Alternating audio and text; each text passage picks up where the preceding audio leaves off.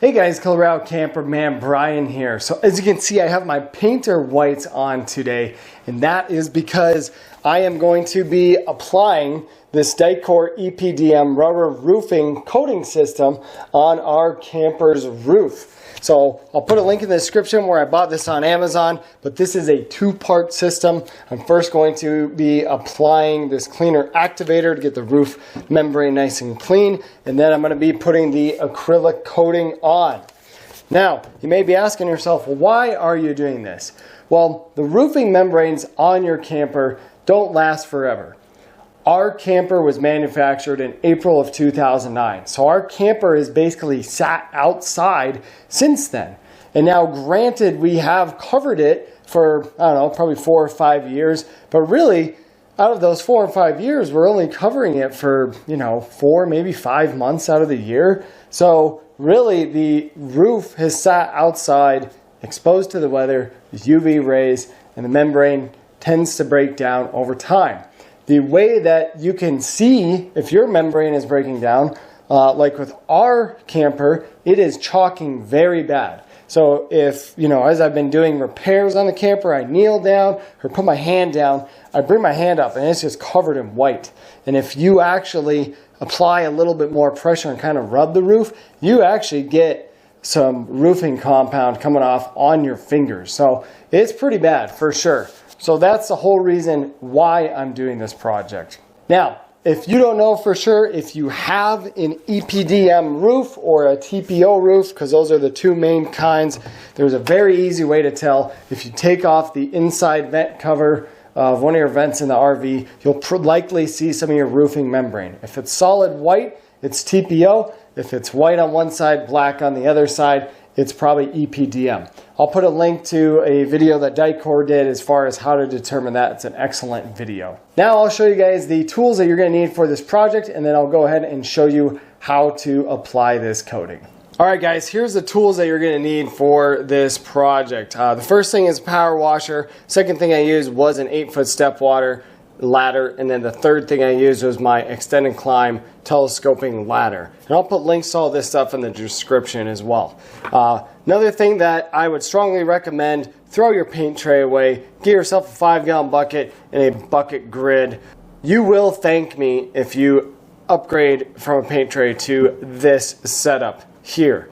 This is how the pros do it. I've been a painting contractor for going on 16 years. I've never painted with a paint tray. I've always used this. You're going to need yourself some rags, painter's 5-in-1, stir stick. Here's another pro tip for you.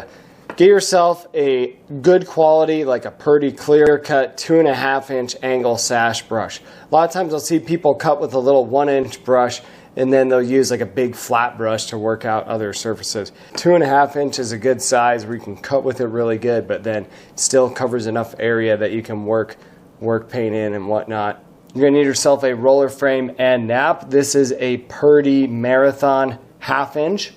I also use my masker with 6-foot drop down plastic and this 3M tape, which is weatherproof, so you can get the power washer can get on it and the paint isn't going to deteriorate or fall off or not hold. And then I just use some regular 2020 Scotch tape to help me mask. So the first step in this process is washing your roof. So before I used the Activator cleaner, I actually went through and I power washed my roof really good last night. So I'm a believer in making sure that your surface preparation is good, and I can tell you from my personal experience painting, surface preparation and making sure your surface is clean prior to applying your coating is key. And then now step 2 is actually applying the Activator cleaner. The instructions do say to cover all the other areas of your camper for the Activator. So I have my masker. So if you don't have a masker, you can still get this done with just tape and plastic, or you can even get rolls that are pre-taped at the top. But I'll put some Amazon links and some pictures to other options you have. But so I'm going to use this. I'm going to attach it just on this little vinyl strip that's actually right below the roof membrane. So I'm going to put it there.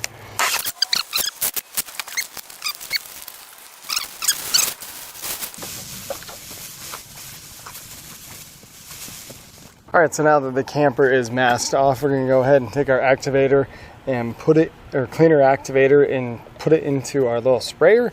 And then we're supposed to spray it in like 3 to 4 foot sections, let it sit, and then power wash it off with a power washer.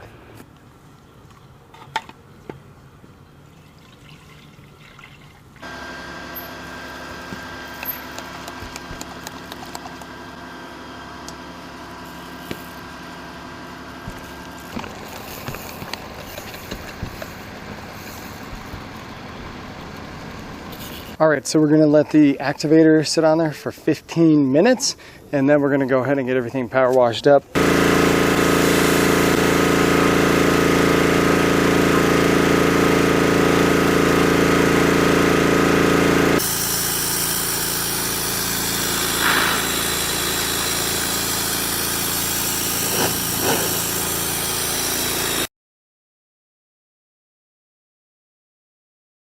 I'm gonna rip the plastic off now and then get everything all rinsed off.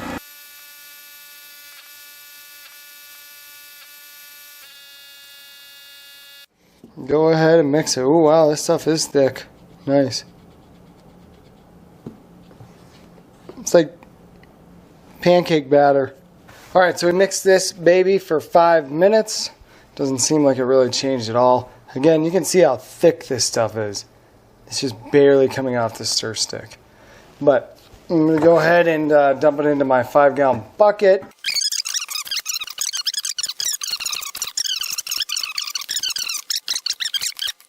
So this is pretty crazy. This is the old roof membrane. You can actually see the difference, the whiteness. This is where the antenna was. You can see how much is worn off. We are definitely overdue for this job. So we are back up on the roof here. Get started with this coating. I'm going to go ahead and get started over this Dicor here. I don't even know for sure, honestly, if it's 100% necessary, but to go over the Dicor, but it will look better. And Dicor over Dicor, right? It should be okay. So.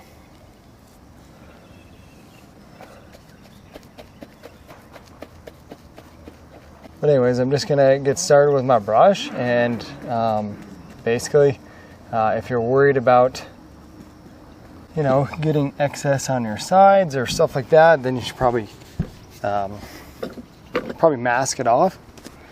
Since I cut like a ninja, I'm not super worried about it. It kind of helps when you have thousands of hours of experience. So the instructions also say work in a 3 to 4 foot space at a time. So that's what I'm gonna try to do. I've never applied this product before, but one tip that I'd say from just a professional painter, when you start to hear that hissing sound, usually that means it's time to reload your roller. So paints like that, I'm assuming that this is going to be kind of like that too. So as soon as I hear that hissing, I'm just going to get my roller and putting a very liberal amount on here for sure.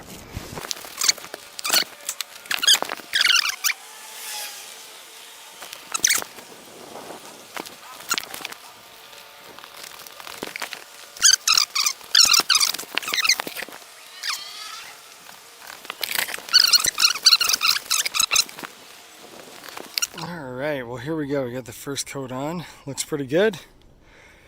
Definitely some lap marks. Lap marks are where you have effectively 2 coats of paint versus 1 coat of paint. This stuff sets up super quick though. I'm amazed at how quickly it's setting up. But go ahead and let this dry. The first coat took me maybe an hour-ish. I'm thinking the second coat definitely can go faster. It always does. So my brush hand roller did get pretty gunked up, but I'm going to try to be able to use it again on the second coat. In order to do that, I just put a wet rag over my bucket. I drop my roller and my brush in there, and then I put a couple plastic bags over it, so that way nothing gets dried out, no air is escaping, and then it's in the shade. So it's only been maybe 45 minutes to an hour since I did the last coat, but I went up and touched the roof and it is extremely dry. So I'm just going to go ahead and put the second coat on. I probably have enough to do 3 coats. Our roof is probably 25 by 8 foot, I'd say. So I'm hoping I'm going to be able to do 3 coats, and I'm hoping I'm going to be able to do that without having to clean everything out, because that's always what takes the longest. But second coat and third coat will definitely go quicker. Alright guys, well that does it for this how-to video. Overall, not a very difficult project. As long as you have the time and tools to be able to do it, it's pretty easy. Honestly, if you've painted a room in your house or you've painted the outside of your house before, you can do this for sure. So it is kind of a lengthy project though. I would say plan on 8 to 10 hours for sure, just because it's very process and step oriented and you have to do multiple coats and things of that nature. So that does take a while. And in total, this took me probably between 9 to 10 hours. And again, that's between waiting for the coats to dry. And then just a tip on that as well, just make sure that your coats are definitely dry before you go up there and do another one. I ended up doing 3 coats on our camper just because I had the extra. I was like, might as well. But I waited perfect timing between the first and second coat. It was a little hotter at that time of day too, so it dried real quick. But between the second and the third coat, that second coat in a couple areas wasn't fully hardened yet. So in just a couple spots where it was heavy, the coat did kind of pick up or pop up. So what I had to do was take a couple wet rags and put them on the camper, and then like use those as my area where I would step or kneel and then roll out and just move my little rags, and that was what I stepped on. And that worked out. But like I said, I'm kind of racing against daylight here, and I still got to stop by a job site that we're working on. So anyways, I do a lot of DIY stuff like this. I'll put a playlist in the description if you guys want to check out more DIY projects for your camper. Otherwise, throw a thumbs up if you enjoyed it, and I look forward to seeing you in the next one.